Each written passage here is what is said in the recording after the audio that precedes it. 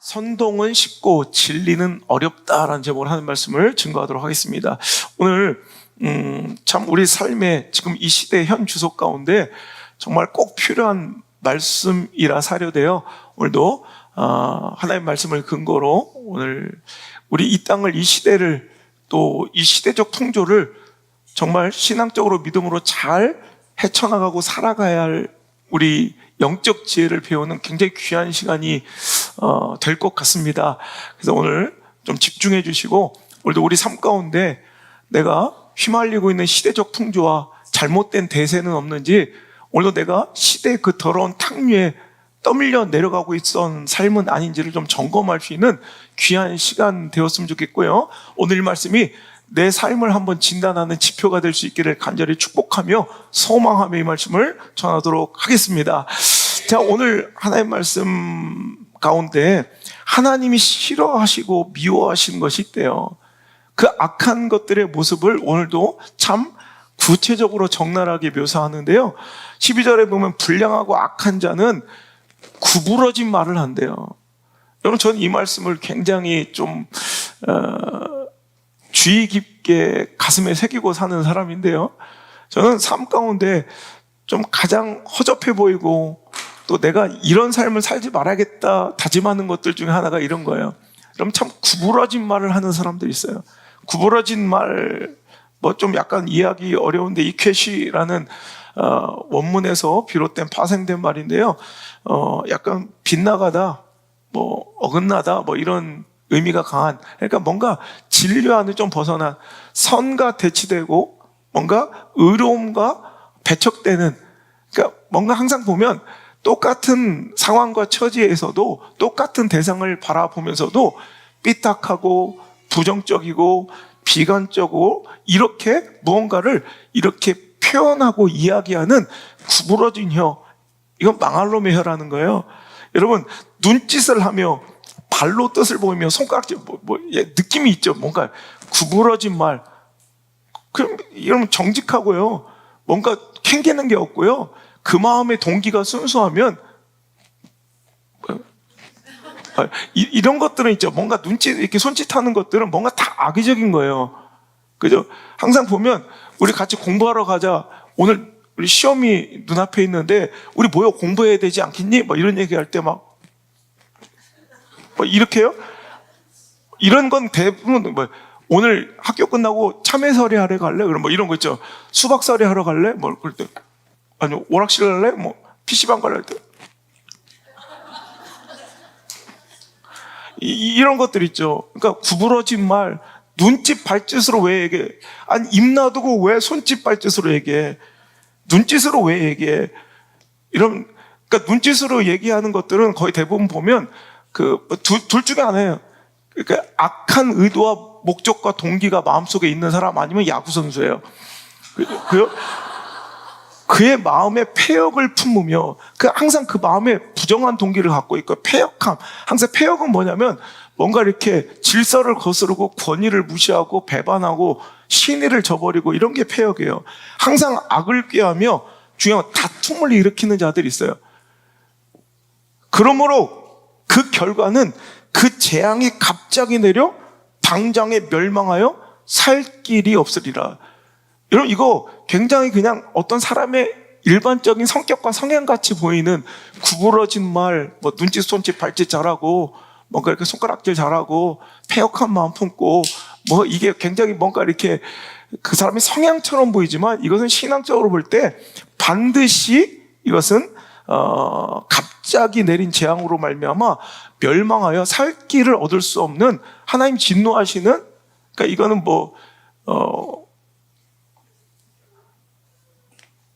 그냥 확정형 미래예요. 확정형 미래. 반드시 이렇게 될 것이다라는 거예요. 그러면서 나오신 말씀이 이거예요. 여호와께서, 하나님께서 미워하시는 것, 곧 그의 마음에 싫어하시는 것이 67가지가 있대요. 67가지가 있는데 그게 뭐냐? 자, 한번 읽어볼게요. 시작. 곧 교만한 눈과 거짓된 혀와 무죄한 자의 피를 흘리는 손과 악한 계교를 꾀하는 마음과 빨리 악으로 달려가는 발과 거짓을 말하는 망령된 증인과 및 형제 사이를 이간하는 자이니라. 여러분, 이것이 바로 하나님께서 참 싫어하시고 미워하시고 더 나아가 진노하시는 것, 하나님이 참 싫어하시는 것이니 우리는 그럼 어떻게 해야 된다는 거예요? 하나님을 사랑하는 자들이 이 자리에 모인 줄 믿습니다. 찰스 스펄전 얘기 많이 하는데요, 하나님을 사랑하는 자들은 하나님이 사랑하시는 것을 하나님이 사랑하시는 것처럼 사랑해야 되고, 하나님을 사랑하는 자들은 하나님이 미워하시는 것을 하나님이 미워하시는 것처럼 미워해야 한다. 그럼 오늘도 하나님께서 미워하시고 싫어하시는 것들이 이런 것이라면 우리도 하나님을 사랑한다는 그 전제하에 우리는 하나님이 이것들을 미워하시는 것처럼 우리도 미워하고 싫어해야 된다는 거예요. 근데 우리 안에 이 악한 죄성은 이런 것들을 오히려 더 즐겨하고 귀가 쫑긋하고 솔깃하고 마음이 끌리기 마련이니, 오늘도 우리는 몸부림쳐서 이것들을 배척하고 이것들을 거스르고 이것들과 저항하고 우리는 진리에 서야 된다라는 것이 최종 결론입니다. 자, 하나님이 미워하시고 싫어하시는 이런 모습이 있다면, 이런 모습을 보이는 사람이 있다면 우리의 선택은 주저없이 그 공간, 그 시간, 그 사람을 피해야 한다는 것입니다. 여러분, 제가요, 우리 오늘도 들어와 함께 예배하고 있지만 유학 중인 우리 자녀들한테 얼마나 많은 것들을 조심시키고 얼마나 많은 것들을 또 알려주고 얼마나 많은 것들에 대해서 조언을 해야 될 거예요. 그죠? 얼마나 많은 그 부모의 품 안에서도, 부모의 보호 안에서도, 부모의 이런 감시 안에서도, 이 양육 안에서도 참 흐트러지기가 쉬운 인생인데, 여러분, 그런 것들 없이 홀로 독립적인 생활을 하는 사람들에게, 그 자녀들에게 얼마나 많은 주의와 충고와 조언을 해야 될 거예요. 근데 제가 가장 경계하고, 제가 얼마 전에도 가장 강하게 충고한 내용이 이거예요. 여러 가지, 공부도 잘해야 되고, 열심히 성실해야 되겠지만, 가장 중요한 것은 하나님이 싫어하는 사람들이 있다. 얼마 전에 제가 했던 거예요. 아무리 좋은 유익이 있고, 아무리 즐거운 일이 있고, 아무리 편안함이 있고 안정됨이 있어도 절대로 이런 사람들과 만나지 마라. 절대로 이런 교제권은 단호하게 끊어야 된다. 어떤 유익도 포기해야 되고, 어떤 즐거움도 포기해야 되고, 어떤 안정감도 포기해서라도 절대 구부러진 말하고 눈짓 쏟지 발짓하고 이간질하고 다툼 일으키고 부정적이고 패역한 말, 질서와 권위를 어기는 사람들 절대로 만나지 마라. 얼마 전에도 제가 단호하고 강하게 가르쳤던 내용이에요. 여러분, 얼마나 아비로서 여러분 가르치고 싶은 얘기들이 많겠어요. 그런데 이건 정말 중요한 거예요. 두 가지 면에서 우리가 절대로 이런 악하고 구부러진 말 하는 사람들을 피해야 되는 두 가지 분명한 이유가 나왔잖아요. 첫 번째, 우리 하나님을 사랑하기에. 오늘 하나님 사랑하기 때문에 하나님 싫어하시면 우리도 싫어해야 돼요. 하나님 이것이 너무너무 싫어해서요. 하나님 너무너무 미워하세요. 그럼 우리도 싫어하고 미워해야 돼요. 두 번째, 이렇게 되면 망하기 때문에. 정확한 이유예요. 여러분, 이런 사람들과 함께 다니면 같이 망하는 거예요. 100% 같이 망해요.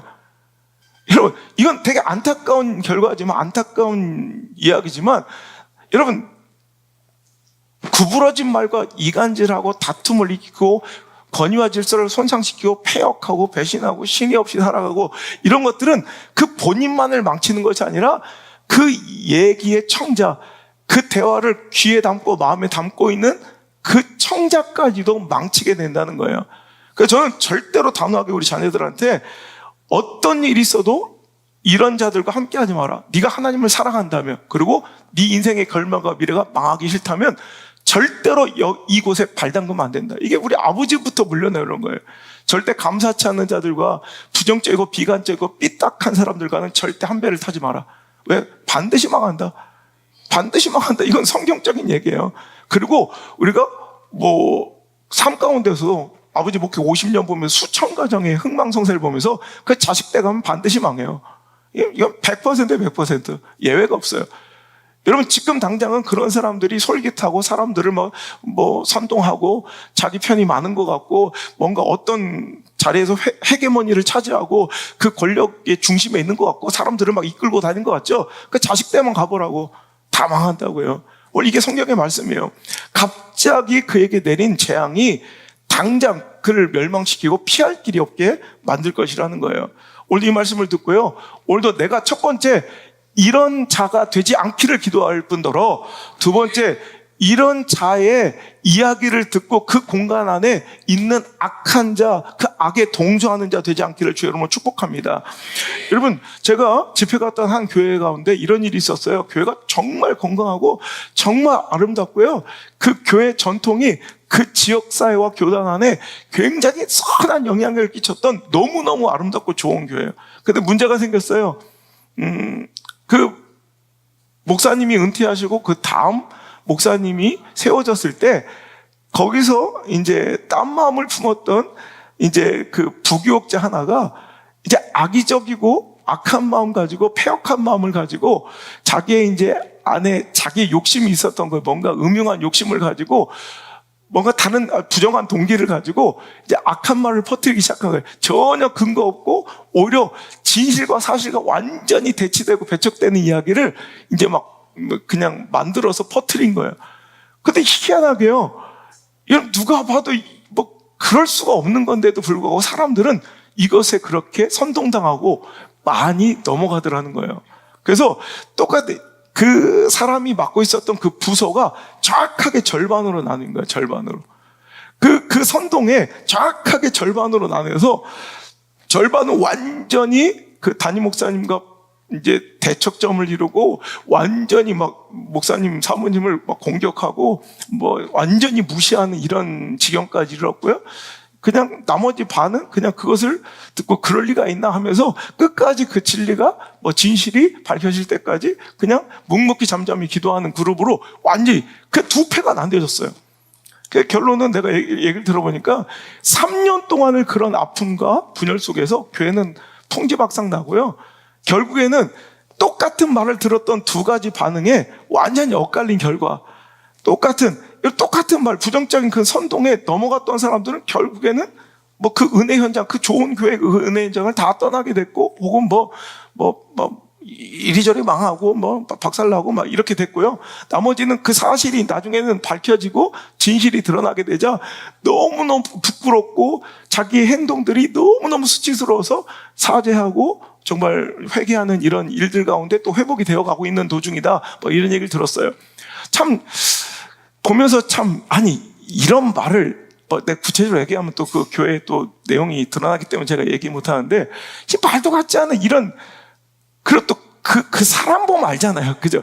그 말이 아니라 그 사람을 보면, 대충 알잖아요. 근데 그 말을 듣고 그렇게 교회가 반쪽이 날 수 있었다는 사실을 보면서 참 사람의 마음이 악하구나라는 생각을 해요. 아니, 그 정도 수준의 인간이 하는 그 정도 수준의 말이 저렇게 파괴력 있게 그렇게 아름답고 선했던 공동체의 반을 쪼갤 수 있다는 거, 이건 무섭지 않아요? 그러니까 우리 마음 안에는 언제든지 그 부정적이고 선정적인 그 선동의 말에 넘어가고자 하는 그런 걸 듣고 싶어 하는 그런 우리 악한 본성과 그것을 기다리는 죄성이 있다는 거예요. 그 부정적인 어떤 이슈나 부정적인 어떤 이런 사건이나 스캔들 터지기를 기다리는 내 안에 악한 마음이 있어요. 그런 얘기만 있으면 그냥 막 득달같이 몰려들어서 마치 피냄새를 맡은 하이에나 새끼들처럼 그냥 그것이 좋아서 난리치는 이런 부정적인 그 마음이 우리 안에도 분명히 선동에 넘어가고 분명히 악한 곳으로 우리도 빨리 달려가고 싶은 우리들의 마음의 죄성이 있다는 거, 우리는 경계하고 두려운 마음으로 이 말씀을 받아야 된다는 거예요. 그래서 오늘 이 말씀을 통해서 오늘도 나도 모르게 여러분 내 안에도 그런 마음이 있어요. 뭔가 이렇게 좋은 일, 선한 영향력에 대해서는 그냥 듣고 흘려보내는데 뭔가 부정적인 이슈나 뭔가 비관적인 얘기나 뭔가 실패한 얘기나 뭔가 누구 망한 얘기나 이런 것엔 굉장히 귀가 쫑긋하고 막 기뻐 그것을 찾아 들으며 그것에 관심 보이던 내 악한 마음들이 있다고요. 여러분 이것들을 끊어내시는 이런 결단이 있기를 주의 이름으로 축복합니다. 여러분 어떤 사람들이 그래요. 선동과 루머와 험담을 주로 하는 사람들의 이 자기 합리화는 뭐냐면 내가 괜히 그래? 교회가 걱정돼서 그러지, 이 시대가 걱정돼서 그렇지, 이 조직이 걱정돼서 그렇지, 걱정해서 내가 정의로워서 이게 정의이기 때문에 혹은 내가 틀린 말은 안 하잖아. 이런 얘기를 여러분 자기를 합리화하려고 합니다. 근데 여러분 그 결과와 열매를 보면 알아요. 그래서 그 결과가 어떤데 어떤 사람이 아무리 자기의 선한 의도를 주장해도 그 결과가, 그 관계 속에서 맺어지는 결론이 악한 것이면, 열매가 악하면 맨날 부정적인 결과가 나오고 부정적인 이제 아웃풋이 자꾸 나오면 이건 잘못된 거예요. 그러니까 나를 만난 사람들이 순종 안으로 들어오고 하나님 말씀 안으로 들어오고 성장과 성숙으로 이어지지 않고 깨지고 박살나고 이탈하고 뭐 삐딱해지면 이건 내 안에 쓴뿌리가 있다는 거예요. 내 안에 구부러진 마음이 있다는 거예요. 내 안에 패역한 마음이 있다는 거예요. 그 씨를 내가 관계 속에서, 오늘도 그 공간 속에서, 그 공동체 속에서 내가 뿌리고 있다는 사실을 인정해야 돼요. 왜 내가 지나가는 곳은 왜 자꾸 이렇게 이 쓴뿌리가 나오지? 이런 더러운 열매가 나오지? 이건 우연의 결과가 아니라 내가 지금 뿌려대고 있는 그 씨앗이 더러운 것이라는 것을 인정할 줄 알아야 된다는 거예요. 열매를 보면, 결과를 보면 여러분 그것이 진짜 선한 동기였는지를 알게 된다는 거예요. 여러분 어떤 사람이 그런 얘기를 해요. 막 뭔가를 걱정하는 듯 하면서 부정적인 이슈를 계속 얘기하고 다니고, 어떤 사람에 대해서 막 얘기하면서 막 걱정한다고 그래, 걱정한다고. 근데 그 결과를 그게 사람을 살리는 일이었냐, 죽이는 일이었냐, 뭔가 세우는 일이냐, 망가뜨리고 무너뜨린 일이냐, 그것이 바로 선한 동기가 결론 나고 드러나는 일이라는 거예요. 결국 죽이는 일이고 결국 무너뜨리는 그 일에 자기는 동참하고 있으면서도 오늘도 그것을 인정하지 않는 사람들이 있다는 거예요. 그 목적과 지향점이 죽이고 파괴하는 것이라면 그 길에 결단코 동조하고 그 말을 함께 듣고 있어서는, 동참해서는 안 된다는 말이에요. 그것은 마땅히 망하는 길이고, 즉 복 있는 길과는 거리가 먼 망하는 길임을 기억하시길 바랍니다. 복 있는 사람은 그래서 악인들의 꾀를 따르지 않아요. 죄인들의 길에 서 있지 않아요. 오만한 자들의 자리에 앉아 있지 않아요. 오늘 내가 악하고 죄를 의도적으로 적극적으로 저지르고 오만한 사람이 아닐지라도 악한 자들의 꾀를 따르거나 죄인들의 길에 서 있거나 오만한 자들의 자리에 동참하는 것 자체가 바로 동일한 죄라는 거예요.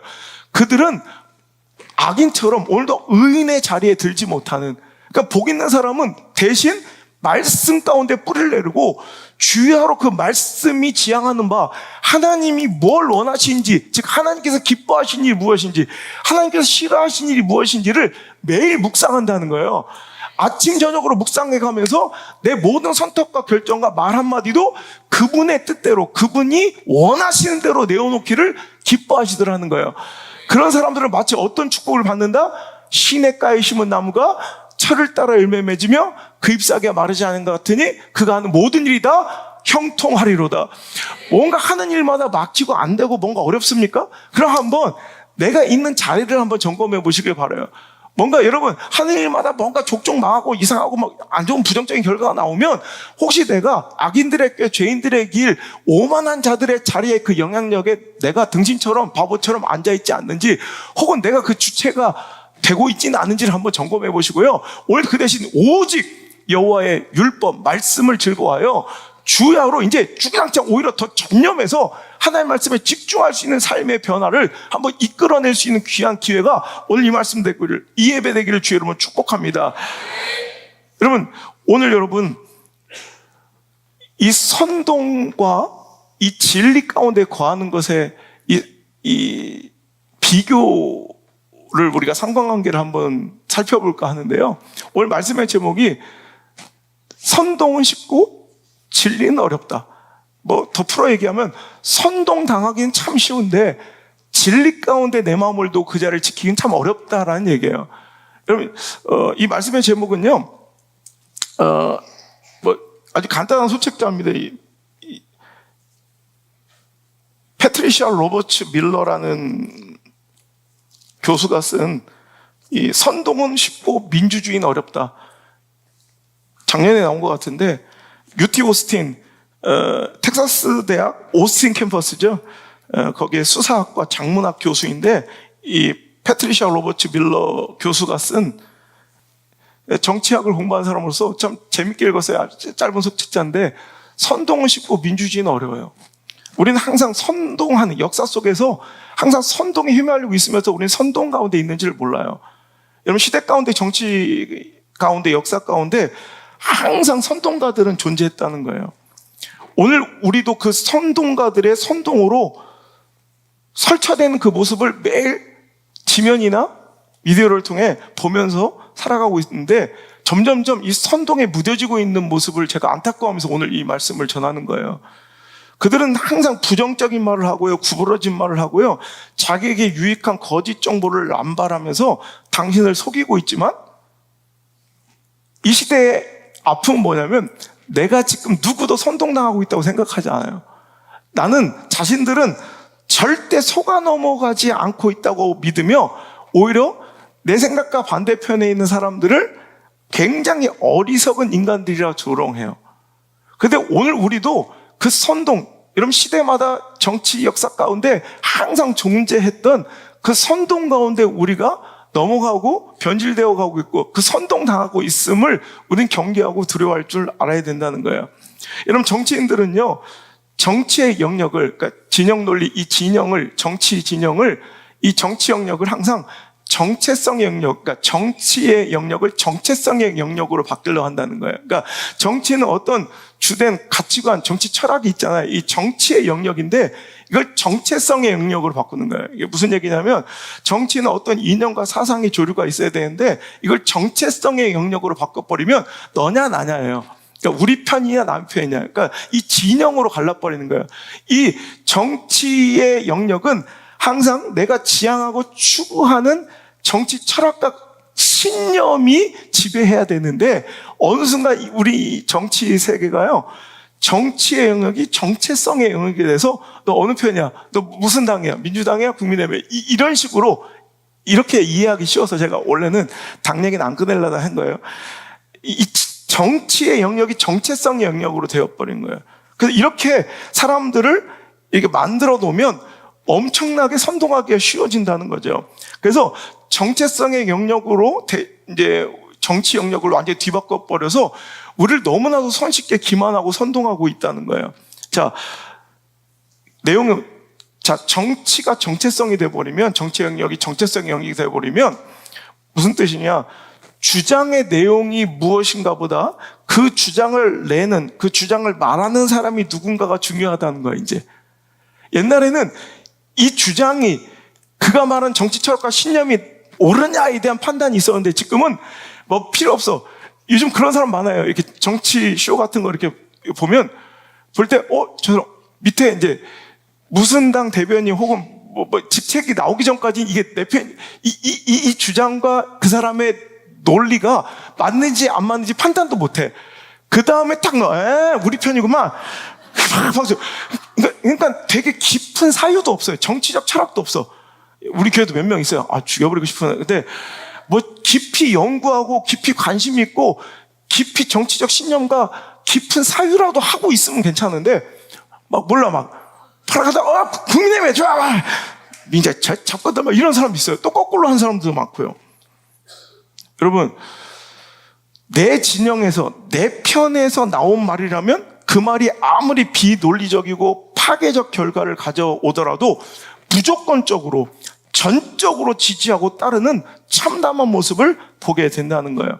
여러분, 이럴 때 어떤 현상이 그러면 민주주의는 힘을 잃어버리고 이제 공권력도 무의미해지고 사법정의도 모두 이런 정체성의 진영 논리로 다 보게 되는 이런 민주주의의 완전히 몰락을 자초하는 거예요. 내 편과 내 진영에 유리하면 모두 옳고 정의로운 것이고, 그러니까 선거의 결과이든 사법기관의 판결이든 검경 등의 수사기관의 수사와 명백한 증거도 그들에게는 전혀 아무런 존중감이 없어요. 요즘 보면 알 거예요. 이게 여러분, 민주주의가 건강하게 유지가 되고 체제가 오늘도 지속되려면은 입법부와 사법부와 행정부에 대한 명확한 이 독립적인 구분이 있어야 되고 평행이 이루어져야 되는데, 요즘에는 이 선동가들의 이 설치는 이 시대적 모습을 통해서 이제 행정부도 필요 없고요, 사법부도 필요 없어요. 입법부가 사법부 모든 걸 행정부까지 다 관할하려고 해요. 이러면 이게 망하는 거예요. 민주주의가 그 동력을 잃어버리는 그 전조현상이에요. 그래서 여러분 어떤 선거 결과도 부정해버려요. 아니 선거 결과가 나오면 싫든 좋든 그 공권력이 추구하는 바대로 민심이 그 권력의 모든 권력을 이양하고 위임한 대로 그 권력, 그 정치 체계가 그 진영이 이끌어가는 대로 기다릴 줄 알아야 돼요. 그 다음에 정치 권력의 이동이 있어야 되는데 여러분 요즘은 그렇지 않아요. 무조건 아니면 막 그냥 이 선거 결과도 무시하고요. 사법부의 판결도 무시해버려요. 내 편에 별로 유리하지 않으면 다 긁는 거야. 다 무시해버리고 자기한테 유리하면 정의야. 여러분 이게 바로 선동하는 시대 가운데 우리가 지금 놀아나고 있는 모습이라는 거예요. 여러분 우리는 단호하게 그런 부분에 대해서 철퇴를 가할 줄 알아야 돼요. 잠잠하라고.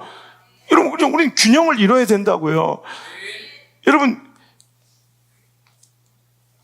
내 편에 조금만 유리하면 그냥 다 믿고 정의롭다 박수치고 그 반대로 내 진영의 내 편에 조금만 불리하면 모든 것을 부정하고 인정하지 않으며 명백한 증거 앞에서도 그들은 눈을 감아버리고 이제 불리하면 전복, 갈등, 군중 봉기 같은 것들을 부추기며 모든 것들을 다 자기 뜻대로 무력화시키려고 해요.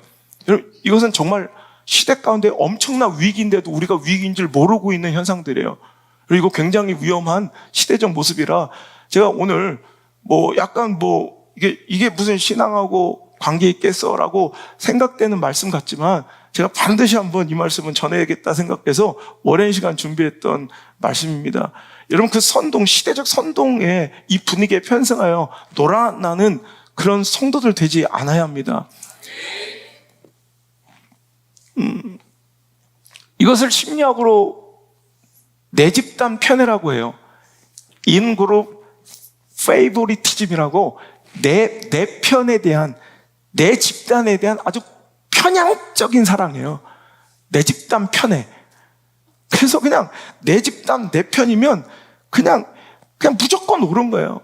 무조건 정의롭고 이제 어떤 진리를 말하고 선포해도 내 집단에 불리하고 내 집단에 뭔가 조금 이렇게 어긋나는 이해관계라면 무조건 대항하고 뭔가 봉기하고 무질서하게 모습을 보이는 사람들이 너무나 많아져요. 제가 일전에도 한번 이 차별금지법에 대한 또 동성애에 대한 그 인권, 수많은 인권들 가운데 왜 이렇게 특정 정치 세력은 동성애 인권에 대해만 집중하고 수많은 사람들이 그것에 이렇게 몰입하는지. 여러분 보세요. 우리가 챙겨야 될 인권이 한두 개예요? 근데 왜 그렇게 동성애에만 집착을 할까에 대해서 제가 한번 설교했던 적이 있죠. 이게 막시즘과 네오막시즘으로 넘어오면서 결국에는 목적은 하나님께서 세우신 보편적인 전통적인 가족제도를 무너뜨리고 무력화시켜서 결국엔 교회의 힘을 무너뜨리려는 이런 막시즘에서 이제 이렇게 성평등이라는 이야기를 끌고 나와 막 그냥 가족제도를 파괴하려고 해봤죠. 근데 다행히도 이데올로기 전장에서 이제 망했던 그들은 이제 그것이 실패로 돌아가자 네오막시즘이 등장해서 이제 보편적 가치, 인류의 보편적 가치인 인권이라는 이름으로 이제 와서 동성애를 되게 찬성하고 막 극도로 이제 그들을 혐오하지 말자라는 이 작은 이야기가 아니에요. 오히려 그들이 주인된 세상을 만들려는 이런 편향적인 이런 집착들을 하는 이유는 결국엔 가족제도의 무너짐과 더 나아가서는 교회의 붕괴를 목표로 하고 있는 이런 아주 전형적인 모습이다. 이거는 역사 속에서도 분명히 그냥 다 증명된 이야기예요. 근데 그 설교할 때 여러분 아세요? 우리 미디어 성도들 6,000명이 떠나간 거? 한 방에, 그 설교 한 방에? 왜 내 집단에 불리하다는 거예요. 여러분, 진영의 논리가 어떻게 진리의 영역을 침범하려고 합니까? 하나님의 말씀을 하나님의 말씀으로 전하는데도 이건 그냥 내가 추구하는, 내가 지향하는 어떤 내 취향과 기호에 맞지 않으면 진리고 하나의 말씀이고 나부랭이고 없다는 거예요. 이렇게 무서운 생각들이 어디 있냐는 거예요.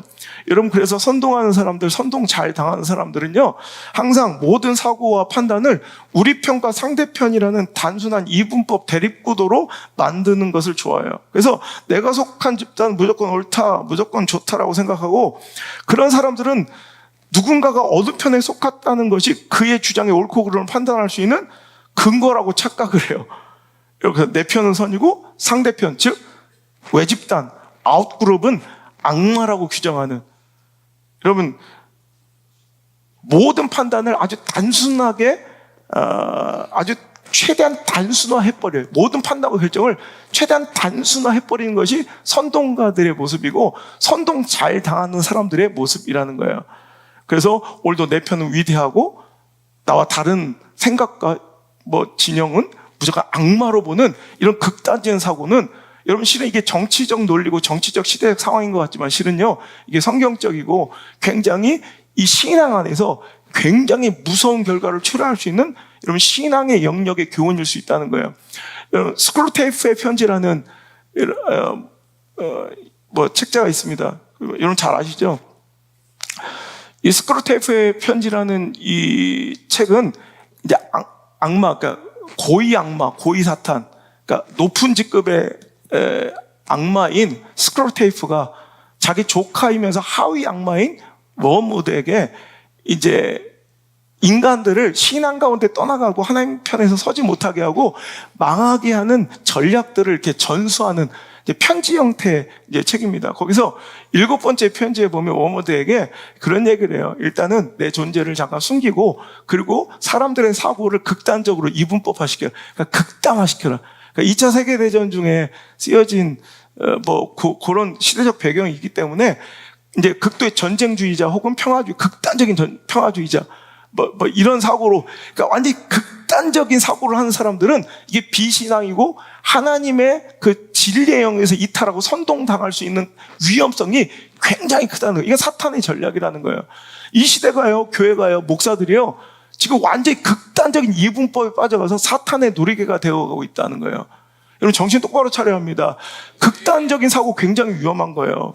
그래서 제가 개척 때부터 항상 제가 얘기했던, 우리 오래 계셨던 분들, 15년 이상 있었던 분들은 기억할 거예요. 제가 항상 이래요. 절대 지도자를 뽑을 때 내가 참 우려스럽다. 지금 이 나라에 이런 엄청난 갈등이 시작된 그 시작점이기도 한데, 그때 내가 절대 컴플렉스는 열등감이 있는 지도자를 뽑으면 안 된다.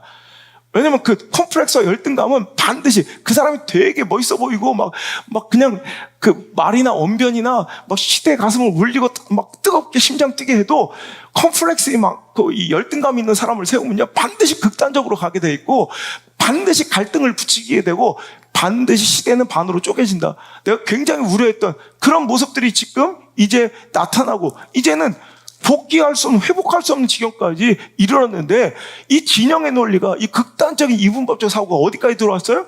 우리 신앙의 영역까지, 진리의 영역까지 파고들어서 이제 목사들도 네 편 내 편으로 싸워. 아니, 진리가 있고 성경이라는 변치 않는 이 텍스트가 여기 있는데 여기서 어떻게 이분법으로 나뉠 수 있냐고요. 진영 논리가 어떻게 이 진리 안에 틈탈 수가 있냐고요. 근데 교회도 목사들도 완전히 이분법이 돼서 네 편이냐 내 편이냐로, 여러분, 페이스북 같은 데 보면요, 이 난리도 아니에요. 목사들 간에 이런 이념정제 진영 논리가 아주 끔찍할 정도에 이제 이르러 있다는 거예요. 여러분, 오늘 선동의 위험성을 알고 우리가 선동에 넘어가지 않고 우리도 진리에 뿌리 내릴 수 있는, 정말 시냇가에 심은 나무같이 하나님의 말씀에 뿌리 내리고 진리 안에 뿌리 내릴 수 있는, 여러분, 우리 성도들이 돼야 되고 교회가 돼야 할 줄 믿습니다. 시대의 파고가 아무리 거세고요, 시대적 풍조가 아무리 어떻게 흘러가도 진리는 진리예요. 변치 않은 그 진리 가운데 확고하게 뿌리낼 수 있는 영적 분별력과 판단력이 있기를 주 여러분 축복합니다. 이 선동과 선전, 내 전문가들이 바로 공산주의자, 사회주의자들, 극단적인 좌파들이에요. 여러분, 제가 정치학을 배웠지만 정치학에서 이 공산당들의, 사회주의자들의 가장 강력한 무기는 선전선동이에요. 그래서 선전선동으로 밥 먹고 사는 거예요. 선전선동. 이걸 상징조작이래요. 상징조작. 뭔가 상징조작. 우리 눈의 마음을 막 이끌 수 있는, 빼앗을 수 있는 선전선동으로, 상징조작으로 이제 우리의 마음을 막 훔치는 거예요.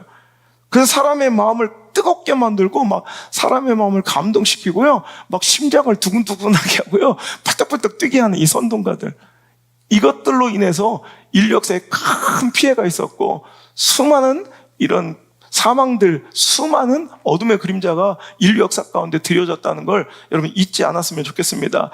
그래서 젊은이들이 주로 잘 빠져들고 우리 현혹된 이 공산주의나 사회주의 같은데 노인분들은 잘 안 넘어가잖아요. 근데 왜 젊은이들이 많이 현혹되고 저도 어릴 때 그랬지만 그런 이유가 바로 이 선전선동이라는 그들의 전략적 무기 때문에 그래요. 왜 젊은이들은 가슴 뛰는 걸 좋아하거든. 막 뜨거워지는 걸. 혈기왕성한 젊은이들은 막 심장 펄떡펄떡 뛰고 가슴 따뜻한 이야기를 좋아하거든요. 이게 선동의 미끼예요, 미끼. 그래서 여러분, 선전선동은 우리의 마음을 따뜻하게 하고 가슴을 뛰게 하고 뭔가 막 따뜻하고 푸근해요. 이런 것에 넘어가지 않아야 된다는 거예요. 여러분, 오히려 세상은 이 시대는 가슴 따뜻하고 마음 훈훈하고 심장 뜨거워지는 선동을 좋아하지만 오히려 진리는 냉철할 때가 많고요. 되게 냉정해 보일 때가 많아요. 그래서 시대로부터 사람들에게 외면당하고 사람들은 이 진리를 싫어하더라는 거예요. 여러분, 선전선동을 좋아하고 많은 사람들의 가슴을 뜨겁게 하고 뭔가 현혹시키지만 그들의 실제 삶을 봐야 된다는 거예요. 여러분, 공산주의자들이나 사회주의자들이나 그 극좌파들은 항상 하는 게 뭐예요? 그 안에 항상 모순이 있어요. 삶 속에서 모순이 있고 또 그들의 말과 행동이 삶이 표리부동해요. 자신들의 행동과 삶이 완전히 괴리된 다른 삶을 살아요. 가진 자들을 부르주아라고 막 그냥 선동하고 분노하고 경멸하게 만들면서도 자신들은 오히려 더 갖고 채우고 오히려 부르주아의 삶을 추구하고 살아요. 항상 그들이 외치는 것은 공정과 공평인데 그것을 공정을 부르짖으면서도 그 삶 속으로 내면으로 조금만 들어가 보면 그들만큼 자기 측근 챙기고 자식들에게 온갖 이권과 특혜를 제공하며 부조리와 불법을 자행한 이들이 얼마나 많은지 몰라요. 여러분, 이게 바로 표리부동하고 말과 주장과 신념과 삶이 괴리된 사람들은 이게 선동가들의 특징이라는 거예요. 근데 우린 이것에 잘 빠져드는 거예요. 왜? 일단 가슴 뛰고 훈훈하고 감동되고 가슴 따뜻해지면 우린 이것들을 따라가는 걸, 여러분, 이렇게 악으로 가는 이 발이 너무나도 빠르다는 거죠. 하지만 진리는요, 때는 듣기 싫고 냉정하고 냉철하고 정말 까딱스러워 보이고 막 내가 하는 것을 뭔가 제압하고 억압하는 것처럼 보여요. 그러니까 굉장히 이제 그 진리의 영역을 따라가는 것이 힘들죠. 그래서 여러분, 선동은 포퓰리즘이라는 미끼를 통해서 이제 시대를 제압하는데 사람들이 좋아할 만한 것만 해요. 막 돈 나눠주고 막 그냥 가슴 뛰는 거 막 그냥 어차피 없어서 할 것도 없는데 그냥 다 똑같이 다 나눠 쓰자 그러고 막 그러니까 이 젊은이들 어차피 뭐 할 것도 없고 가진 것도 없는데 나누면 좋죠. 막 그러니까 이런 것들이 되게 정의로워 보이지만 실제 그들의 행동과 그들의 삶을 들여다 보자는 거예요. 절대 그것들이 좋은 것이 아니라는 거죠. 오늘도 우리는 진리 가운데 서 있을 수 있는 용기와 결단이 있어야 합니다. 그것이 아무리 냉철하고 냉정하고 찌르는 것 같이 아파 보여도 여러분, 따뜻하고 훈훈하고 가슴 뛰는 선동보다는 진리의 영역 가운데 뿌리낼 수 있기를 간절히 바랍니다. 여러분, 이번 지난주 설교 댓글 중에 또 재밌는 댓글이 하나 달렸더라고요. 어떤 분이 여기저기 설교들을 들어보면 살살 긁어주고 끌어주는 교회가 대부분인데 이 교회는 약점만, 급소만 팍팍 때리는 이소룡 같은 말씀이라 다들 신앙의 고수가 되겠어요. 그러면서 이제 쿨하게 떠나버렸어요. 급소, 그러니까 약한 부분을 찌르고 때리고 구체적으로 쑤신다는 거예요. 진리는 이렇게 날카롭고요. 뭐 어찌 보면 되게 냉정한 날카로운 날선 검일 수 있고요. 수술 메스일 수밖에 없어요. 여러분, 절대로 진리는 막대사탕이 아니고요. 달콤한 연애 편지가 아니에요. 근데 우리는 연애 편지 같은 가슴 따뜻하고 가슴 뛰는 이야기를 좋아하고 막대사탕 같이 달콤한 이야기를 추구한다는 거예요. 하지만 여러분, 진리를 듣기를 원한다면 여러분, 수술 메스가 당신 삶에 되어지기를 여러분 요청하셔야 되고요. 때로는 날성검이 내 영혼유 골수를 찔러 그 중심을 가르고 쪼갤 준비를 하셔야 된다는 거예요. 아프죠. 냉정하죠. 듣기 싫죠. 그래도 여러분, 그것이 나를 살리는 여러분 진리 가운데 있는 것이 살리고 축복이지. 여러분 그 선동은 반드시 오늘도 하나님의 말씀대로 구부러진 말과 이간질하고 패역하고 뭔가 배신하고 뭔가 싸우고 다툼 일으키고 이런 것들은요, 이 선전과 선동의 결말은 반드시 재앙임하고 패망하는 결말을 향해서 가고 있다는 걸 기억하시고, 아파도 진리, 힘들어도 진리, 어려워도 부딪혀도 충돌하고 마음이 힘들고 무거워도 진리 가운데 거할 수 있길 바랍니다. 얼마 전에 되게 이 영상 속에서 되게 이게 이슈가 됐던 그 김제동식 충고와, 여러분 아세요? 서장훈식 충고의 비교 아세요? 이 김제동식 이런 젊은이들이랑 강좌를 김제동이 굉장히 잘하잖아요. 그러니까 청춘들, 젊은이들 굉장히 좋아하는 거예요. 그래서 한 해 뭐 출연료가 뭐 강연료가 뭐 1,000만 원을 넘어간다고 합니다. 1,500원 막 이렇게 한다고 그래요. 근데 가서 그러면 막 너무 힘들고 이 어려운 시대 가운데 너무 힘들고 지쳐 있어요. 뭐 취업 전서 너무 힘들고 이렇게 해서 결혼할 수 있을지 모르겠어. 막 힘든 얘기를 젊은이들이 얘기하자 김제동이 괜찮아요. 그냥 아무것도 할 필요 없어요.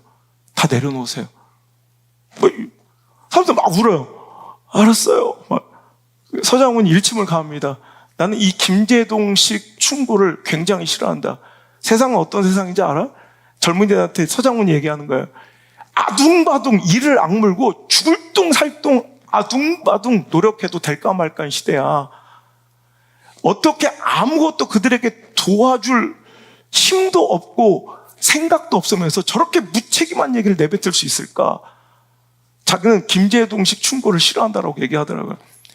어찌 보면 뼈 아픈 얘기죠. 뼈 때린 얘기죠. 그저 서장훈식 얘기는 듣기 싫은 얘기죠. 너 그렇게 살다 망해 임마. 저 아둥바둥 살아도 될까 말까야. 뭘 가만히 있어. 아무것도 안 하긴 뭘 아무것도 안 해. 미친 듯이 해야지. 듣기 싫죠. 괜찮아요. 당신 스스로를 사랑하세요. 당신 정말 소중한 존재예요.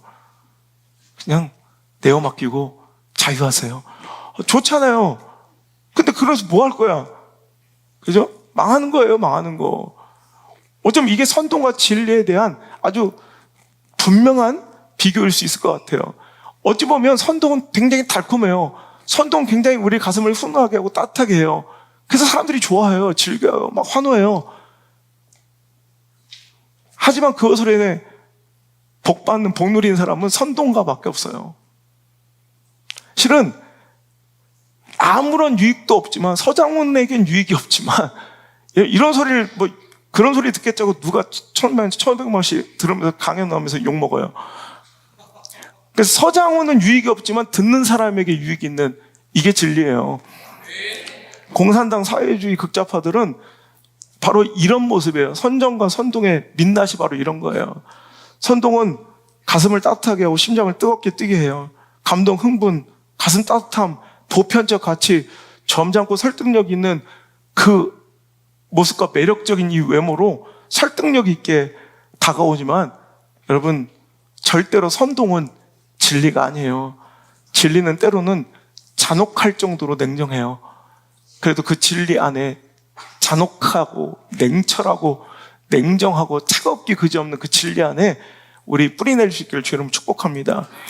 그래서 선전선동은요, 항상 우리 신앙의 가치를 허물 때 여러분 악마 같은 모습으로 찾아와서 막 이렇게 우리를 현혹하는 것이 아니라 인류의 보편적 가치, 그리고 가슴 따뜻한 이야기들로 우리를 현혹해서 선동하는 거예요. 여러분 차별금지법만 봐도 그래요. 평등, 인권이라는 이 보편적 가치, 이게 얼마나 좋아요. 포장된 언어로 찾아오니까 우리가 다 선동당하는 거예요.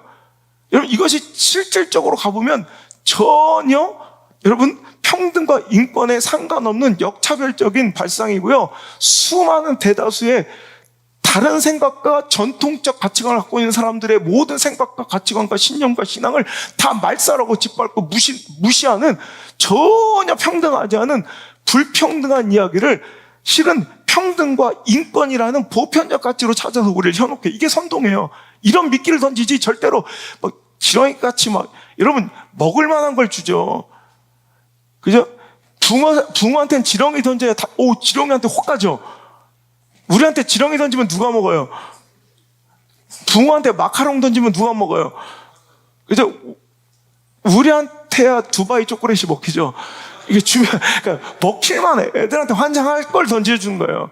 이게 인류의 보편적 가치, 가슴 훈훈하고 따뜻한 언어들, 이런 거예요. 여러분, WCC, 화합과 일치라는 인류 보편적 가치와 인류애로 포장된 언어로 찾아오니까, 여러분 보세요. WCC, 우리 모든 교회가 일치돼야 되고, 하나 되어야 되는데, 얼마나 보편적 가치예요. 여러분, 처음엔 아주 좋은 의도로 시작된 모임과 단체예요. 기독교 협의회 모든 교회가, 전세 모든 교회가 하나 되자, 일치되자, 얼마나 좋아요.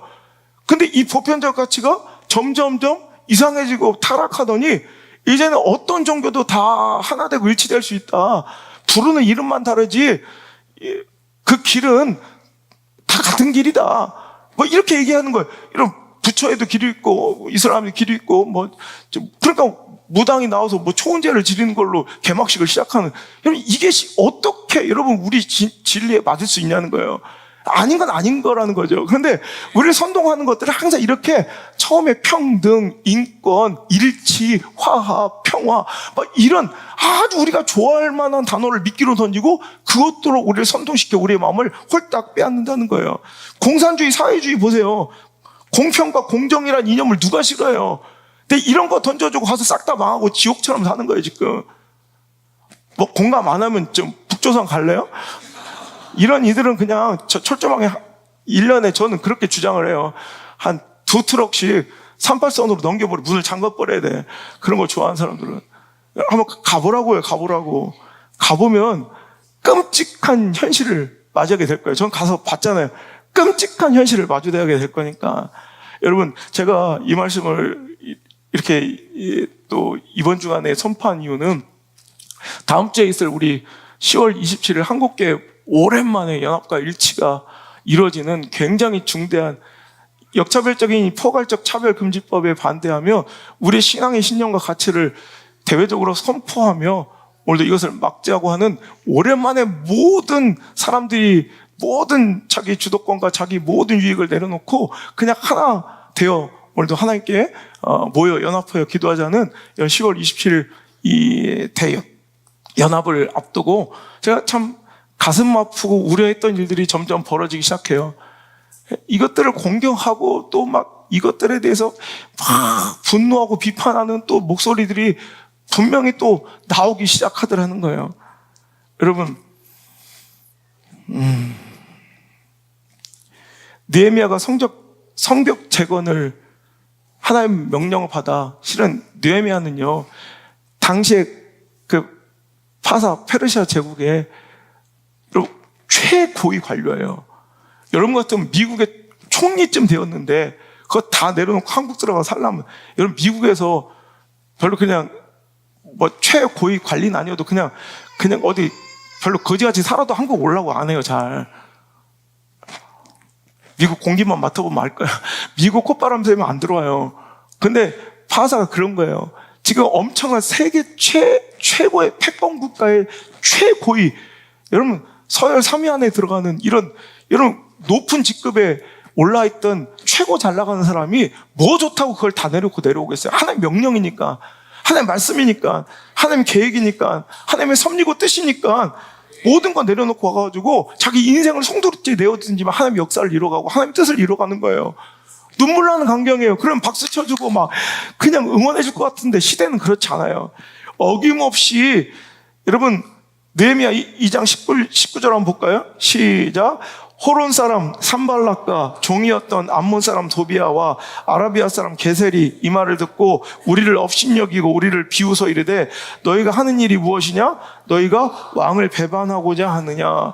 이런 업신여기고 비웃으며 내가 원치도 생각하지도 내 안에 동기도 없는 너 왕 배반하려고 하지? 여러분 이상한 논리로 다가와서 그들의 사역을 방해하고 막는 산발락과 암몬 사람 도비아와 게셀이라는 이런 사람들이 반드시 나오게 된다는 거예요. 지금도 여러 가지 의미로 막 그러면서 그것들에 대해서 폄하하고 모욕적으로 그 사역들을 이끌어가고 준비하는 그 목사님들을 막 폄하하고 비난하고 힐난하고 조롱하는 그 목소리를 들으면서 한국교회는 이게 문제라는 거예요. 한국교회는 이게. 여러분 연합하고 일치돼서 함께 기도해서 하나님의 뜻과 그 진리를 수호하는데 마음을 쏟아야죠. 자, 그런데 또 그래요. 여러분 보세요. 보면 주일날 오후 2시에 모이게 돼 물리적이고 여러분 시간적, 거리적 이런 여러 가지 상황적으로 참가하지 못하는 교회들도 있어요. 그죠? 근데 제가 얼마 전에 진짜 끔찍한 이야기를 들었는데 어떤 또 그 반대편에 있는 어떤 분은 그 자리에 10월 27일 날 그 시간에 그 자리에 없으면 이건 배교자들이고 지옥 갈 것들이라고 막 얘기하는 사람들도 있더라고요. 그럼 이것도 선동가예요. 이건 극단적인. 보세요. 아니 온 교회가 모일 수 있었으면 차라리 저는 토요일이었으면 좋겠어요. 근데 제가 생각해도 한국교회 결집된 힘을 보여주기엔 주일날 오후 2시가 맞아요. 그래야 거의 대부분의 기독교인들이 모여있는 수도권의 대형 교회들과 이 중부권까지 다 모일 수 있어요. 토요일날 다시 나와라. 그리고 주일날 예배 잘 안 나와요. 주일날 모인 김에 나와야지. 저는 옳은 판단이라고 믿어요. 하지만 물리적인 거리로 우리처럼 여러분 이렇게 멀리 있고 또 절대 대다수가 다 참여하지 못하는 가운데서 교회 문을 닫고 그분들의 예배권을 포기할 수가 없는 이런 교회들, 지방에 있는 교회들이 있어요. 그리고 우리는 2달 전부터 기도하고 지난달 계속 9월에서 기도하고 저처럼 금식하고 우리가 함께 영상으로도 또 우리 나름대로 우리 자녀들이 세속화된 이 시대 가운데서 진리가 무엇인지를 지켜내며 신앙 가운데 행복하고 즐거운 이런 모습들을 우리 자녀들에게 계속 계승하려고 우리 나름대로 몸부림을 쳐야 된다는 거예요. 그리고 함께 기도하고 협력하잖아요. 이렇게 하는 것이 이게 아름다운 거지. 그거를 비난하고 그 모임 자체를 힐난하거나 혹은 그 모임에 참여하지 못하는 배교자 바퀴벌레라는 얘기까지 내가 댓글에서 봤어요. 바퀴벌레 같은 것들, 뭐 지옥 갈 것들, 이것도 옳지 않은 거예요. 그러면서 부산, 울산에서 3시간이 뭔 3시간이야. 내가 맨날 집회 가봐서 아는데. 그리고 여러분 차량 같은 경우에도 그래요. 우리가 지난달부터 차량을 섭외하려고 하는데 차량 자체도 없어요. 지금 대형. 그리고 우리 여러분 차량 자체 이동하는 문제도 있고 대다수의 성도들이 다 참여할 수도 없는데 노인분들도 계시면 그분들은 뭐 예배 안 드려도 된다는 것도 아니고 뭐 아침에 조금만 일부 시간을 조정할 수 있는 그런 교회들이라면 괜찮겠지만 안 되면 할 수 없이 원래 취지가 그랬다고 모일 수 있는 데는 최대한 연합해서 모이고 나머지 100만은 온라인상으로도 함께 우리가 그 정신을 갖추고 그 시간, 그래서 우리가 홀리윈 데이를 우리가 하면서 같이 우리가 협력하는 거 마음 못 두면 되는 거예요. 근데 어떻게 그렇게 험한 말을 서로 간에 주고받을 수 있는지 여러분 이 극단적인 이분법 내 편에 대한 이 확증 편향과 이 자기 편애가 이게 바로 불신앙적 요소라는 걸 우리가 먼저 깨닫고 이것부터 회개해야 대외적인 외부적인 적과 싸울 수 있어요. 결단코 얘기하면 한국교회는요 외부적인 상황 때문에 망하지 않아요. 이런 대외적인 공격에 무너지지 않아요. 이 안에서 썩고 무너지지. 이것부터 고쳐야 돼요. 너무 끔찍한 말들을 내던지며 그냥 힐난하고 비난하고 정죄하기를 서슴지 않는 그 목사들을, 그런 사람들, 그런 선동가들 저는 가슴 아프게 봐요. 우리 더 뜨겁게 우리 화합과 일치를 위해서 기도해 주시고 우리의 신념과 우리의 가치를 보여줄 수 있는 10월 27일 그 연합 성회를 위해서 우리가 함께 기도하고 함께 눈물을 흘리며 여러분 할 수 있거든. 저처럼 금식하고요. 한 끼라도 금식하고 기도하시고요. 우리 함께 헌신하는, 그리고 우리가 그 대체로 하는 홀린 이 행사를 우리가 더 정리하고 더 아름답게 승화, 계승, 발전시킬 수 있도록 고민하고 거기에 마음을 쏟을 수 있는 우리 성도들 성숙함이 있어야 할 줄 믿습니다. 그러니까 남의 일처럼 내던져두지 말고요. 다 우리 자식들 이야기고 우리 손주들의 살아갈 세대를 위한 우리의 밑작업이고 우리의 거룩한 시종자를 뿌리는 헌신의 시간인 줄 기억하시고요. 우리 정말로 마음속으로 눈물을 흘려서 우리 홀리인을 준비하시고요. 또 우리 홀리인대에 수많은 어린이들이 나와서 믿지 않는 가정에서 인물들은 그런 데서 나와요. 그냥 어중대중 데리고 나와서 막 툭 늘어졌고 이런 애들이 아니라 그렇게 믿지 않는 가정에서 핍박받으면서도 오늘도 그렇게 신앙 지키는 그 어린아이들, 그런 아이들 가운데 시대를 압도하고 이끌어갈 위대한 지도자는 그런 야성 있는 그런 과정에서 나와요. 근데 내가 요즘에 우리 주일학교를 보면서 가슴 아픈 거예요. 우리 이전에 제가 물려줄 때가만 해도 그런 애들이 오히려 3분의 2였어요. 근데 지금 우리 교인 자녀들밖에 없어. 이러면 안 돼. 이런 건강한 구조가 아니야. 우리 정말 우리 중직자들도 관심 가지시길 바라고요. 제가 지금 기도하는 건 내년에는 우리 다음 세대를 위해서 전폭적으로 모든 것을 쏟아붓고 헌신하는 주가 되어야 될 그런 시대, 이제 그런 시대적 사명을 갖고 우리가 표를 붙들고 살아가야 돼요. 그래서 거기에 지도하는 부장 선생님 진짜 헌신적으로 정말 내 삶을 들여서 헌신하고 싶은 헌신자들이 좀 나왔으면 좋겠고, 그 주일학교를 좀 책임질 수 있는 그런 멋진 그런 사명자, 사역자들이 나올 수 있고 세워질 수 있도록 여러분 기도해 주시기를 주 여러분 축복합니다. 여러분 이 정도 수준으로 안 돼. 애들 어린이집 같은 유아원 같은 이런 모습으로 안 돼. 강력한 영적 세계를 체험하고 같이 뜨겁게 기도하고 눈물 뿌려 그 시대를 위해서 여러분 내 인생을, 내 삶을 헌신하고 내던질 수 있는 그런 사람이 있어야죠. 이 정도 갖고는 안 돼. 그러니까 우리 그걸 위해서 애쓰고 수고하며 오늘도 준비된 거 오늘 바로 왜 보고를 안 해? 빨리빨리 보고해서 우리가 투자할 거 있다면 투자하고 헌신해야 될 거 있으면 과감하게 헌신할 수 있는 우리 교회가 될 수 있기를 주 여러분 축복합니다. 여러분 출애굽 당시에도 이건 신앙의 선동도요. 얼마나 위험한지 보세요. 하나님의 계획대로 성벽이 세워지고 예루살렘이 재건될 때도 산발락, 도비아, 게셀 같은 것들이 와가지고 계속 비난하고 선동질 해가지고요. 결국 하나님의 역사가 지연되고 막히는 이런 암울한 역사가 성경 안에 분명히 등장하고요. 여러분 출애굽 당시에서도 출애굽기 32장 보면 여러분 모세가 하나님의 말씀 그 진리를 받는데 애쓰고 몸부림칠 때 이런 선동가들은 뭐 해요? 오늘도 우리를 이끌 다른 신을 만들어야 된다. 그러면서 다시 애굽을 지향하며 선동하며 뭘 만들고 앉았어요? 금송아지 만들고 있는 짓거리를 하는 이런 선동가들이 하나님 말씀을 받으려고 주의 종은 막 몸부림치고 금식하면서 매달려 기도하고 있는데 이런 거꾸로 가려는 금송아지 만들고 지를 집단 안의 관계성 안에 즐거움을 누리는 이런 금송아지 만든 우상 같은 것들이 있다고요. 이게 선동의 선동.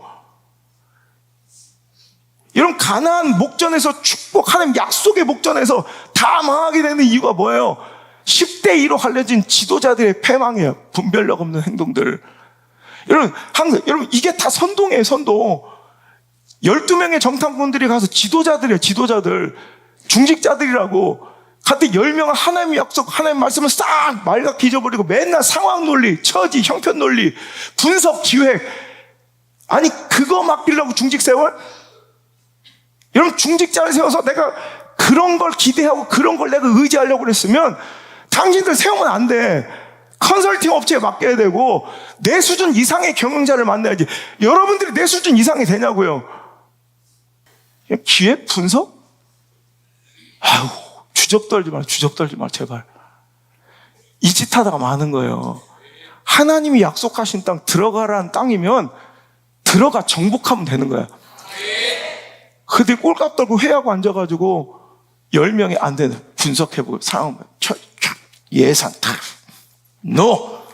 우린 메뚜기 새끼 막 이렇게 되는 거예요. 우린 벌레 같은 놈들 이렇게 되는 거예요.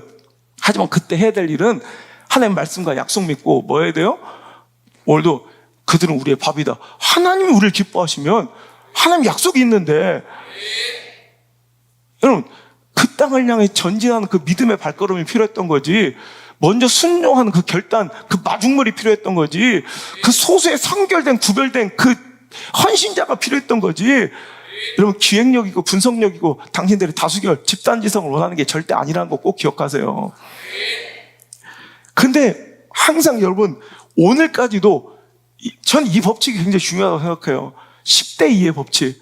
오늘도 우리 안에 내 마음을 끌어당기고 내 귀를 여는 것은 오늘도 우리가 정신 안 차리고 살면 10대 2의 비율로 우리는 부정적인, 비관적인, 삐딱하고 구부러진 이 말에 노출되기가 10으로 크다는 거예요. 우리가 몸부림치고 하나님의 말씀을 지향하고 그 중심과 마음을 애써 쏟아야 결국 2의 말씀이 들리는 거예요.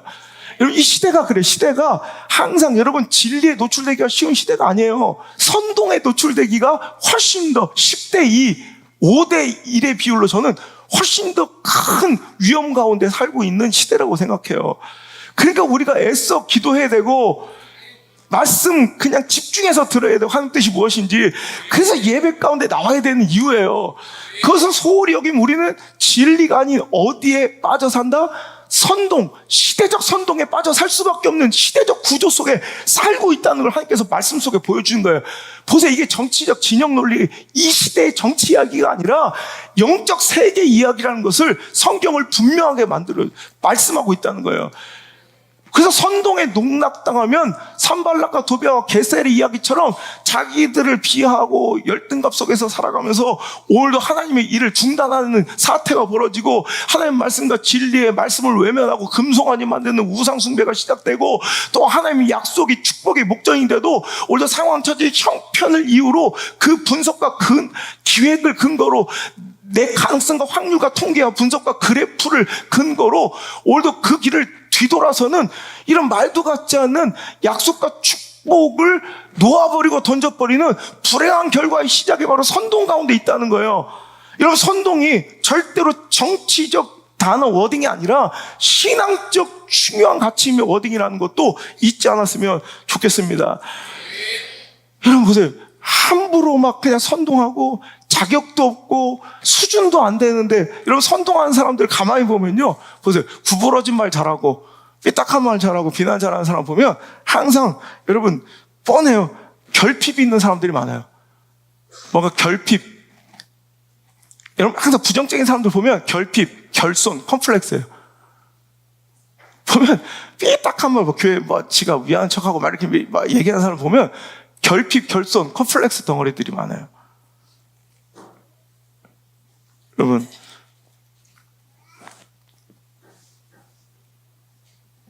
수준도 안 되고 그런 분별력도 안 되고 위치도 안 되면서 이 컴플렉스와 열등감과 결핍과 결손의 이 헛한 마음을, 이 비어있는 공허한 마음을 그런 걸로 때우는, 그래서 결과가 항상 이간질, 다툼, 뭔가 분열, 갈등, 무질서, 배신, 이런 것들의 열매가 맺혀지는 이런 사람들의 모습은 거의 대부분 결손, 결핍, 컴플렉스, 열등감. 근데 이런 거 따라가요. 나 얼마나 웃긴 얘기들. 교회도 안 다니다 우리 교회 초대받아서 한번 예배 드리더니 우리가 순복음이라 이단이라고 그러고 갔대. 미친놈 아니에요? 오늘 왔으면 정신 똑바로 차려. 누군지 모르겠는데, 아니 함부로 당신 신학적 고매함이 있어요, 영성이 있어요, 아니 우리 교회 역사를 알아요, 우리 교회 말씀을 들어봤어요, 감히 이단이란 말을 함부로 쓰는 이런 것들 제대로 된 인간들이 아니잖아. 이건 또라이잖아. 교회도 안 다니는 게 교회를 비난해. 순복음은 이단이야. 그럼 교회 안 다녀. 난 이런 모습을, 이런 가짜 않고 하찮은 모습을 목회하면서 너무너무 많이 봐요. 거기에 고개 조아리고 구걸하듯 이러면 안 돼요. 아닌 거지. 나 가. 이래야지. 안 그래요? 여러분, 정현종이라는 시인의 그 있죠. 나는 솔로 보면 거기에 이렇게 좋은 식구가 이렇게 많이 나오는데, 나는 솔로가 중요한 게 아니라, 거기에 보면 되게 멋진 말이에요. 거기서 정현종 시인의 방문객인가? 하여튼 방문객인가? 제목이 그럴 거예요. 하여튼 이런 사람이 온다는 건 참으로 어마어마한 일이다.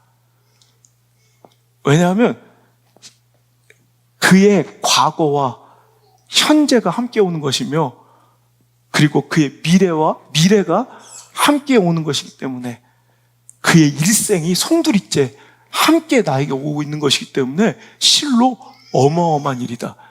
그러니까 어떤 사람을 판단하고 뭔가 결정하려면 그 사람 하나가 얼마나 어마어마한 건지 알아요?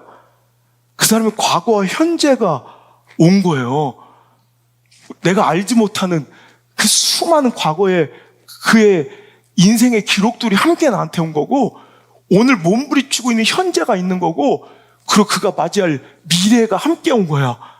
근데 그거를 주접스럽게 한마디 말로 막 평가하고 판단할 수 있는 이런 게 선동가들의 극단적 모습들이에요. 그래서 삐딱한 말 하고 뭐 이래 되겠어? 이런 것들 단호하게 배제해야 돼요. 단호하게 끊어버리고 내쫓아버려야 돼. 교회는 구질구질 모여서 와주십사 하는 데가 아니에요. 여러분, 얼마나 숭고하게, 얼마나 몸부림치며 얼마나 목숨 걸고 지켜낸 이 가치인데, 이게 함부로 폄하되고 평가돼도 진실과 선동, 왜곡된 그런 사실들과 진리 가운데 있으면 우린 단호하게 진리를 선택하고, 왜곡되고 편향되고 이 정말 주접스러운 구부러진 말을 우린 단호하게 배격할 줄 아는 용기와 결단도 있어야 될 것 같아요.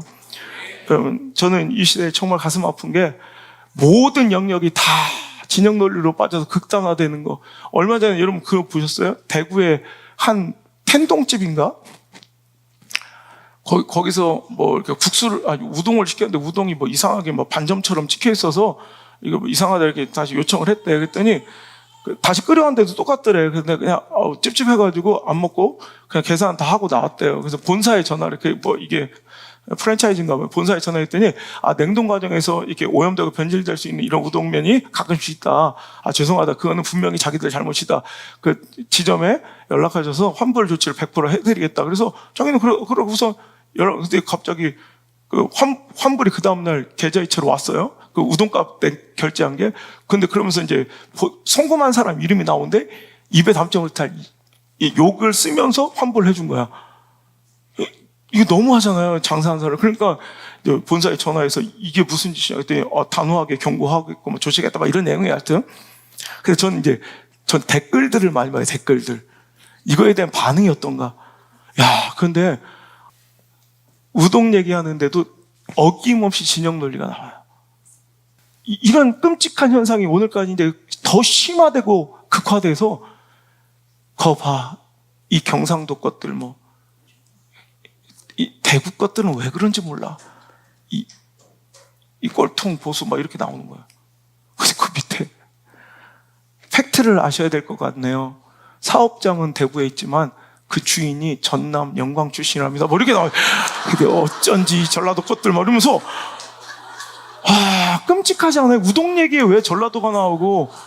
우리 얼마나 좋아해요. 전라도 교도 다 섞여 있어가지고 이 얘기하면 절반이 없고 저 얘기하면 절반이 없고 막 얼마나 좋아.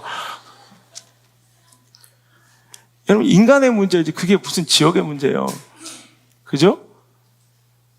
인간의 문제, 그 한 사람의 문제를 왜 자꾸 이렇게 확증 편향으로 이것들은 안 돼라고 자꾸 극단적으로 뭔가를 평가하려고 하냐고요. 그냥 이것 자체로 뭐 이단이니 인간 쓰레기니 뭐 이렇게 이런 자체가 너무너무 무시무시한 구부러진 말이고 하나님께 싫어하시는 말이라는 걸 우린 너무너무 간과하고 살아가고 있는 것이 아닌가. 여러분, 선동의 비극을 우리는 먼 얘기, 우리 정치하고 상관없고 신앙의 뭐 영적이고 위대한 일에 상관없는, 나하고는 별반 상관없는 얘기라고 치부할 수 있지만 우리 삶에도 깊숙이 찾아온 이 선동의 폐해들 내가 하나 해주고, 이 결론은 뭐냐면 선동 당하긴 참 쉽지만 선동 당해서 무너진 것들이 회복되기는 너무 어렵다는 것이 이제 결론이에요. 이제 결론으로 가는 거예요. 자, 우리 대만 대왕 카스테라 엄청 유명했잖아요. 근데 싹 없어졌죠. 왜 그랬게요? 선동의 폐예요. 대왕 카스테라 얼마나 맛있었어요. 곳곳마다 이렇게 말씀 중에 이렇게 공감해 주시고 대답이 이렇게 큰 건 난 밥 안 드시고 오세요? 여기 뭐 이따 떡 드세요. 떡 우리 양창주 집사님이 떡 사셨으니까 떡 맛있게 드시고. 근데 거기서 한 방송 언론에서요, 대왕 카스테에 뭐 고발합니다 그래가지고 돈 아끼려고 버터 대신 값싼 식용유를 콸콸 들이붓고 있는 현장, 그래가지고 그걸 얘기를 한 거예요. 그래서 식용유를 쓰는, 고급 버터를 안 쓰고 식용유를 썼다고 그래서 그것 때문에 줄 패워버렸어요. 대왕 카스테라 아무도 안 먹는다고. 근데 그때 10대 2처럼 제과 제빵 전문가들이요, 아니다, 그 절대 그건 맞는 말이 아니다, 이거는 대왕 카스테라를 만들건 대만식 대왕 카스테라를 만들려면, 왜 대만 카스테라 알죠? 말랑말랑말랑 이렇게 찰랑찰랑해도 그걸 만들기 위한 절대 필요한 레시피가 바로 그 레시피의 그 특화된 그 대만식 카스테라의 그 본연의 맛을 낼 수 있는 레시피의 특징이래요. 그게 돈이 없어서 그렇게 하는 게 아니라 그렇게 해야 그게 나온대요. 그 전문가들이 아무리 얘기를 하고 얘기하죠. 이미 선동당한 민중 대중들은 여러분 그걸 듣지 않아요. 이미 그냥 무책임하게 돌 던지듯 딱 던져둔 이 언론 매체 한번 선동당한 여론과 민중들은 진리가 아무리 전문가가 얘기하는데 안 들어요. 그래서 불쌍하게 대왕 카스테라를 개업했던 소상공인들은 다 죽었어요. 이거 얼마나 가슴 아파요. 여러분, 별로 대왕 카스테라는 우리 시골에서는 별로 안 먹어봐서 공감이 않고. 자, 또 하나 얘기해 줄게. 네, 당신들 놀랄 때까지 할 거예요.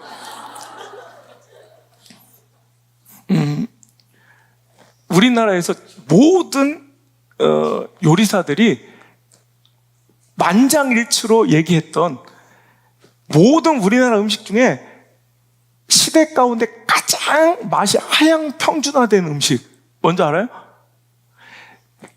옛날보다 훨씬 더 맛이 없어졌어. 지금 그것도 전국을 다 떠나서 전국에서 모든 식당들 가운데 이 음식, 이 메뉴는 전체적으로 하향 평준화된 음식으로 만장일치로 뽑힌 음식이 있어요. 뭔지 알아요? 짜장면.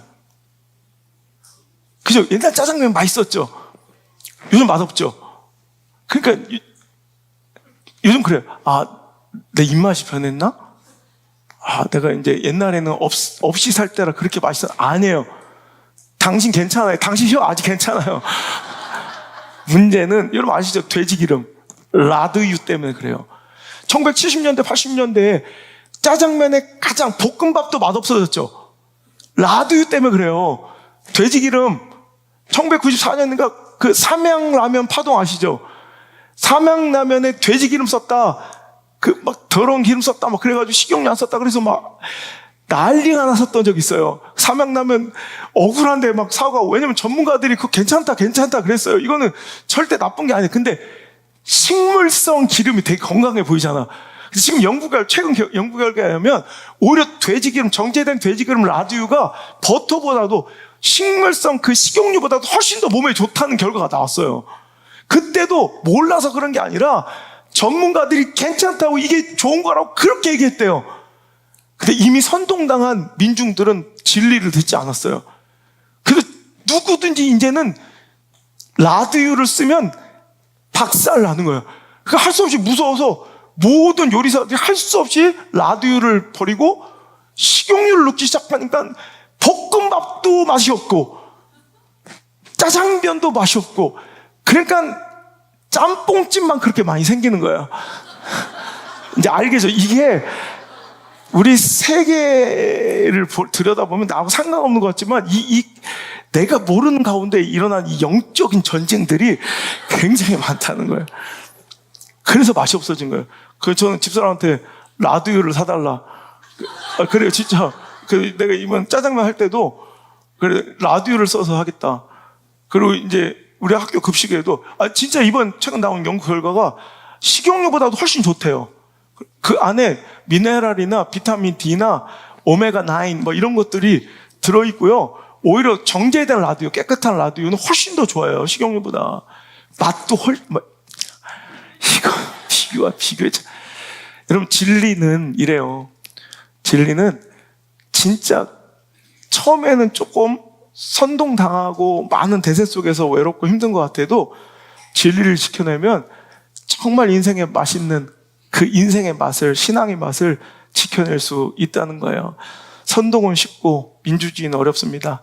선동은 쉽고 진리 안에 서는 것은 참으로 어렵습니다. 그래도 우리 진리와 진실을 붙들고 우리 선동에 놀아나지 말며 참으로 진리 안에 서는 저 여러분 되시길 주여러분 축복합니다. 우리 사회에도 네, 많은 역사적 왜곡들이 많아요. 성역화돼 버린 어떤 사건들은 말도 꺼내면 안 되고 그 반대 의견을 꺼낼 수도 없게 성역화돼 버린 여러 가지 사건들, 그 이면에 우리가 알고 있지 못하는 왜곡된 사실들이 굉장히 많아요. 근데 그런 얘기 해야 사람들은 좋아하고, 이제 정치인들도 알면서도 입 벌리지 않아. 왜? 해봤자 자기 득표에 별로 도움이 되지 않으니까 그냥 눈 감아버리고 그냥 다 그냥 대충 넘어가 버리는, 우리 학교에서는, 우리 몰래돈 학교에서는 그 역사적 이념, 이면에 있는 그 진실들을 좀 가르치는 일을 해야겠다고 생각을 해요. 그래서 이번에도 제가 그런 다짐을 하게 됐어요. 많은 사람들을 박수치고 환호치고 환호하고 상 받고 한다는 것이 다 좋은 것이 아니에요. 오늘도 여러분, 성역화돼 버린 어떤 역사적 왜곡된 사건들, 선동되고 있는 그 수많은 것들에 대해서 우리가 진리가 무엇인지를 먼저 깨달아 알고 자녀들에게도 그 진리를 잘 가르칠 수 있는 그런 교회가 됐으면 좋겠고, 우리 학교가 됐으면 좋겠고, 우리 가정들이 되었으면 좋겠어요. 여러분, 이 자꾸 진영 논리가 자꾸 파고들어 양극단의 이런 선동에 우리가 놀아나다 보면 교회는 민주주의가 무너지는 것처럼 하나님이 떠나가세요. 여러분, 나치의 나팔수, 히틀러의 오른팔이라고 불렸던 홍보의 전문가 괴벨스는 1%의 진리와 90% 이상의 거짓을 섞어 짜집게 해가지고 민중들을 선동해서 그 역사적인 그 어마어마한 악랄한 짓들을 감행했던 거예요. 여러분, 1, 2%면 충분하대요. 90% 이상의 거짓 속에 1, 2%만 진실을 섞어서 쑥 저으면 사람들은 너무 선동당하기 쉬운 존재들이라는 거예요. 너무 처참하죠.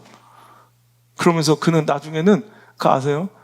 괴벨스의 집에는 히틀러의 사진과 신상처럼 히틀러를 모시며, 결국 괴벨스는요, 히틀러를 신격하고요, 나치를 우상으로 섬길 정도로 자기의 신념이 히틀러가 우상이 되어버리고 신앙이 되어버렸어요. 진영의 논리에 빠져버린 선동에 넘어간 자의 최후예요. 여러분, 오늘도 우리 한국교회가 반드시 들어야 될 말씀인 것 같아요. 우리가 자꾸 진영 논리와 극단적인 사고, 선동에 넘어가면 하나님 대신 그 진영 논리를 우상으로 섬기고 있는 괴벨스 같은 끔찍한 모습이 우리의 모습이 될 수도 있다는 거예요. 결론입니다. 진리 편에 서십시오. 그것을 하나님께서 너무너무 기뻐하십니다. 에베소서 4장 21절, 24절 시작.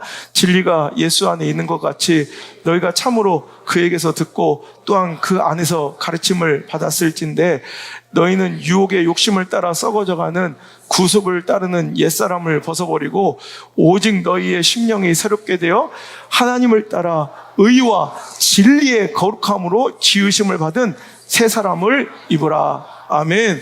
진리가 예수 안에 있는 것 같이 너희가 참으로 그에게서 듣고 그 진리 안에 가르침을 받았으면, 이제 세상의 그 구태의연한 세파, 세속의 그 탁한 탕류를, 그 욕심을 따라 썩어져가던 내가 쫓아가는 그 구속들을 이제 좀 버리고 하나님 따라 의와 진리의 거룩함으로 지으심을 입은 새 사람을 입는 거룩한 결단이 필요한 줄 믿습니다.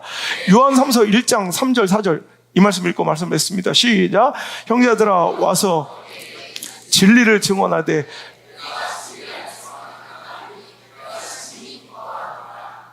내가 내 자녀들이 진리 안에 행한다 함을 듣는 것보다 더 기쁜 일이 없도다. 아멘.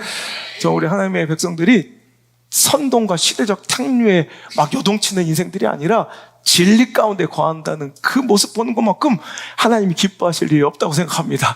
우리 자녀들이 진리 가운데 다 거하며 뿌리 내리고, 내 자녀들이 어디서든 구부러진 말 하는, 하나님이 싫어하시는 그런 삶의 모습, 이간질, 다툼, 비판, 끄집어 내리고 죽이고 막 파괴시키는 이런 일들에 동참하지 않고 진리 가운데 다 서 있다는 그 모습 보는 것만큼 아비로서 기쁜 일이 없는 것처럼 하나님이 당신이 진리 안에 뿌리 내리는 그 아름다운 모습을 보기를 원하실 줄 믿습니다.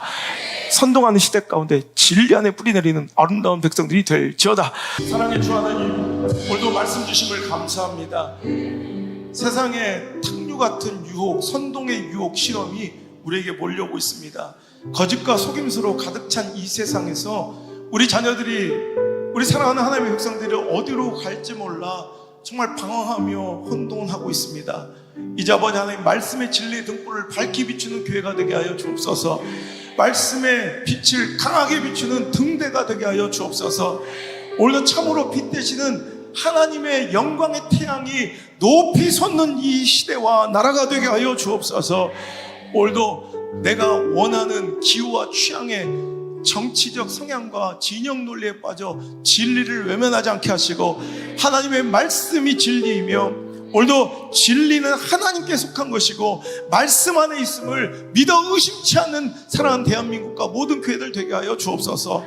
오늘도 우리 모여 하나님의 진리를 수호하며 하나님의 말씀을 수호하며 모여 역차별적인 포괄적 차별 금지법을 반대하는 우리의 목소리를 내고 하나님의 진리를 선포하는 10월 27일 그 귀한 집회 가운데 은혜를 내려주시고, 오늘 분열을 조장하고 이간질하는 세력들이 없어지게 하시고, 오늘도 그것을 주도하고 애쓰고 수고하고 헌신하는 모든 아버지의 손길들을 기억하여 주시며 교회들을 축복하여 주시며 귀한 사자 목사님들을 지켜주시고 기름 부어 주옵소서. 오늘도 상황과 처지와 물리적 거리와 시간과 여러 가지 형편으로 인하여 오늘도 참여하지 못하고 또 영상을 통해 또 다른 또 여러 가지 방법으로 기도하며 금식하며 눈물 뿌리며 오늘도 함께하는 우리 교회들과 또 귀한 우리 성도들을 기억하여 주셔서 그들에게도 동일한 은혜가 내리게 하시고, 이번에 아버지 하나님 일치되고 하나 되는 모처럼은 한국교회가 일치되고 하나 되어 하나님의 영광 돌리는 아름다운 시간이 될 수 있도록 축복하여 주시옵소서. 이제는 주 예수 그리스도의 크신 은혜와 진리만을 따를 것을 명령하시는 하나님의 사랑과 오늘도 진리의 길로 우리를 인도하시며 선동의 흔들림과 혼탁감 속에서도 우리를 가르치시고 보호하시며 이끌어주시는 성령님의 귀한 손길이 이제는 하나님의 뜻을 알아 선동과 시대적 대세와 유행 속에서 흔들리지 아니하고 오직 진리만을 바라보고 붙들고 따라가길 결단하고 소원하는 사랑 우리 성도들과 미디어 성전 가족들과 우리 다음 세대 자녀들 위해 그 인생의 모든 발걸음마다 이제부터 떠나가지 마시고 영원토록 함께 계시기를 간절히 또 간절히 축원하옵나이다. 아멘.